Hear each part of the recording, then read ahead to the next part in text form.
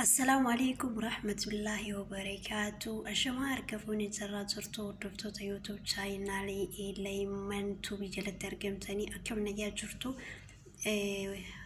warri family kiyya taatanii baga family kiyya taatanii hedduun isin kabajaa hedduun isin jaaladha. Nama waan gaarii irratti walii fi yaadu nama waan gaarii wal barsiisu Rabbiin haa taasisu. Waan beeknu irraa jechuudha yaada keessan wantoota garuu an post godhu kana itti fayyadamaa laalaati faayidaa inni qabu comment jalatti yaada keessan naaf barreessaa akka isa biraa isiniif dabalu jechuudha. Waa baay'ee isin hojjedha jeen abdii qaba. Har'ata maal isinii qabadhee dhufee keessattuu shamarran biyya akkuma biyyoota Arabaa ta'ee biyyoota garaagaraa keessatti baay'inaan kushiinaa keessa dalaydan keessattuu wal kirooksiidhaa fi wanta akka diitoolii saamunaa taayitii kana wanta garaagaraatiin uffata miicitan harki keessan yeroo baay'ee ganaan kun keessi isaa isin babbaqaqee akka malee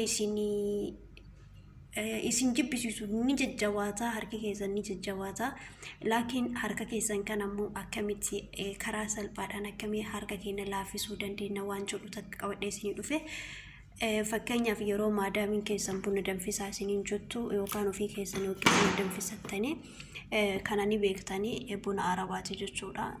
Isa kana ni danfistanii yeroo maadaamii keessanii danfistanii onni isaa kan jalaa san jechuudha. Isa kana isa jalaa kana hin gadi naxxanii hingatina xanafaftanii irra hafe jechuudha. Hingatina isa isbaalatti gatamu qoshashaa keessa gatamu suni caalatti faayidaa inni qabutu waan guddaa wayiiti.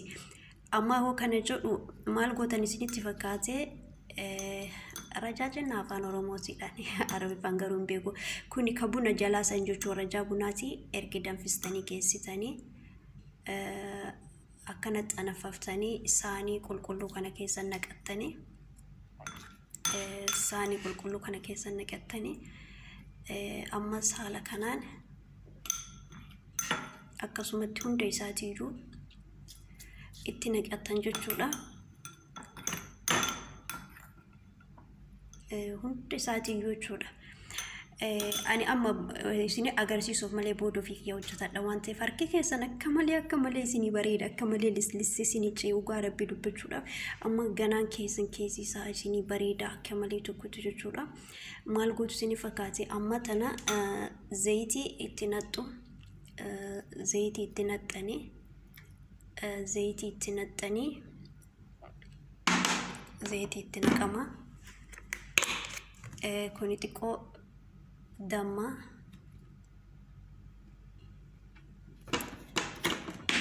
achi booda harkuma keessaniin jechuudha. Okay, hordoftoota kiyyaa akkuma isiniin jedhee zayitiidha, zayitii adii nyaataati. Zayitii adii nyaataa yookaan yoo qabaatan baaziliinii adii rakkoo hin qabu. Sa'aatii galgala yeroo hundaa galgala jechuudha. Buna danfistanii geessitan rajaa bunaa san gadi naqinaa dhugaa Rabbi harka keessan isinii bareechisaa harka keessan akka malee isinii lasaa kan korottaa isin taasisuun jechuudha. Akka malee isin jajjabaatu sun hedduu isinii laafa maal gootu erga zayitiidhaa fi rajaa bunaa san walitti laaffistuu erga walitti laaffistanii akkanatti fuutanii harka keessan kan akkana goosanii jechuudha. Akkana ittiin dhiqattu gubbaa isaallee keessi isaallee yeroo kamittuu jechuudha hedduu isinii babbareeda. Akkana ittiin dhiqattanii haaluma kana akkanattis ni argitu natti fakkaata.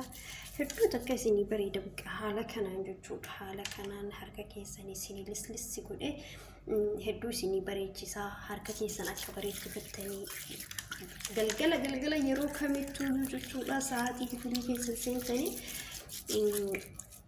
Sa'aatii kifilii keessan seentan yeroo kamiyyuu rajaa bunaa kana akka gadinnan gaafa buna maadaamii keessanii danfistanii akka gadinnan harka keessan keessin gurraachate akkasumallee harka keessan keessin gurraachate kana ta'e kan isin ciccite isin amma fakkeenyaaf wantiin akka kilorooksii wanti akka diitoolii harka keenya kana akka malee walitti nuunni godha nukukuta keessa keenya kana sanbooda isin haala kanaan akkanatti bareechisattanii akkanatti ittiin dhiqattan dhugaa dubbachuuf harka kiyya amma kilorooksii barbaade osoo ittiin hojjedhe wanna takka harka kiyya nan ciccitu harki kiyya wanni takka gadina laafu kanaaf shamarran keenya harki teessan akka isinii bareeddu zayitiidha rajaa bunaa san yeroo hunda galgala yeroo kifilii keessan seentan sa'aatii boqonnaa keessanii itti fayyadamaa faayidaa isaa arguudhaaf teessanii kasoo ban qabne dhugaa jirtu isinitti himaa isinii jaa hedduun isin jaaladha kana qofa miti waa baay'ee isinii hojjedhan jabdii qaba